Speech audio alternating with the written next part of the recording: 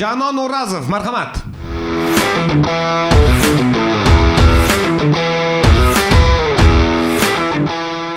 Assalomu alaykum hammaga, xush kelibsizlar. Men ismim Janon. Men o'g'il bo'laman. Anchadan beri, tug'ilganimdan beri. Mendan so'raydi, o'g'il bo'lasan, isming Janon, xaraktering qanaqa deydi-da. Sizga tushuntirib o'taman.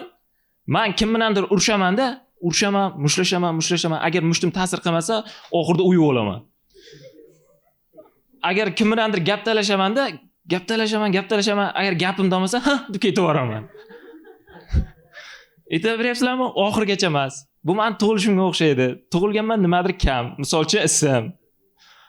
Men bu ism bilan o'zimni erkakligimni doim isbotlab yashashim kerak. Va buni yoshligimdan bunga harakat qilganman erkakligimni isbotlab yashash uchun. Maktabda 3 ga o'qiganman. Erkak bahosi 3.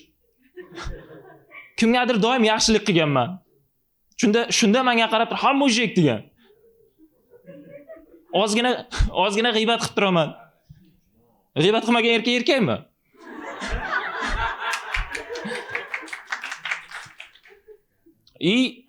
Odamlar menga qaraganda burnim kovlab turaman. Eshitsin deb qattiqroq tupuraman. Hidi kelib tursin deb yuvinmay yuraman. Va avtobusda ozgina hidlar bo'ladi-yu, o'shanda meni ozgina hissam bor. Bilsangiz, erkaklar ketmonni tuplab ushlaydi. Ammo shu darajada tupuramanki, ana ketma cho'milyapman deb o'ylaydi. Sizlar o'ylashingiz mumkin, hozir sochini gellabdi deb. Yo'q, bu tupik. Erkak bo'lishni isbotlash juda qiyin emas ekan. Hammasiga tupurib qo'ysangiz bo'ldi ekan. Buni uydagilar boshlagan. Ismimga tupurib qo'yishgan. Qizlar bilan gaplashishni boshladim va qizlar bilan munosabatimning jiddiyligi meni ismimgacha ekan. Tanishib turamiz, isming nima deydi. Janon desam, ha deydi. Saniki nima desam, o'g'lay deydi. Ha. Bir, boshqa kulma. Seriozli qabul qilishmaydi. Telefonda gaplashib turamiz, uzra yigitim telefon qilyapti. Men kimman? O'ynashingmi? Seriozli qabul qilishmaganda menga laqab qo'ygan. Erkak deb. Eng yomoni ismingiz bo'la turib sizni erkagim deb chaqirish ekan. Mana bunga seriozli qaraymandan, ha deb qo'yaman. Qizlar bilan gaplash uchun aqlli bo'lib ko'rdim. Dugonasi bo'lib ko'rdim. Erkagi bo'lib ko'rdim. Tashab ketyapti. Men yaqinda 3 kun ko'chada qolib ketdim. Tushunyapsizlarmi? 21-asrda 2025-yil. Oy kunni eslolmayman, uyg'onsam latakdaman. Hozir men ko'chada qolsam nima qilmaslikni bilaman. Birinchi o'rinda ko'chada qolmaslik kerak. Ikkinchi o'rinda kvartirani vaqtida to'lash kerak. Hozir ko'chada yotaman desam, skamka qattiqligini, latak noqulayligini, qaysi bekat kimnikiligini bilaman. Toshkentga kelganda shaxsiy hech narsam yo'q edi. Xudoga shukr, hozir shaxsiy bekatim bor. Ko'chada qolsangiz, o'zingizni shunaqangi bechora his qilasiz. Ko'chada qolgan siz va hindistonliklar. Aytaverasizlarmi, bir o'zim bitta davlatga qarshi.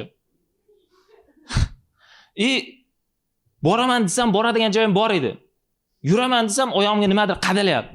Qarayman, g'ururim. Jinursin, kichkina bo'lsam, bor bo'lsa yomon ekan. Bu holatimni mahbuslar bilan solishtirsam, ulardan ham yomon-da. Ular yotadigan joyi bor. Yeydigan ovqati bor. Bonusiga ishi ham bor-da. O'ylab qoldim, qamalib ketsammi? Men agar qachondir hokim bo'lsam, birinchi qiladigan ishim bekat va skamikalar yumshoq qilaman. To'g'ri, bu qarorim uchun qamalib ishdan bo'shatib tashlash mumkin. Zato meni yumshoq bekatim bor. Xullas, men shu paytgacha janonlar ko'chada turgan ko'rganman. Qolib ketganini ko'rmagandim. O'zim boshlab berdim. Men shunaqa janonmanki, ko'chada qolsa olib ketilmaydigan. Olib ketishni ham xohlamasdim. Menga aytadi, ismingni o'zgartir deydi. Qanaqa o'zgartirish mumkin? Misol uchun, boraman degan ismini o'zgartirib bering deyman. Nima deb? Vashshi erkak deb yozib bering. Rahmat, sizlar bilan janonda vashshi erkak bo'ldi.